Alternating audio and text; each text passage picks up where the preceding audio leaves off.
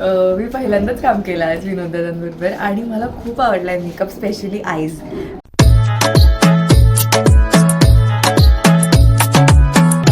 ती बोलली बाळा तू कुठे चालला, जा तू तर ऑलरेडी उशीर. मी किती करतो 2 वेळा केलं, आता 3ऱ्या वेळेस परत मला आहे. खूप आवडलं. मम्मीला तू बनतो शाणा, माझी सासू तुझी मदर, ए माझी होणारी Humsafar. I like your beauty, I like your fashion, तुझ्यावर थांबून आहे माझी नजर.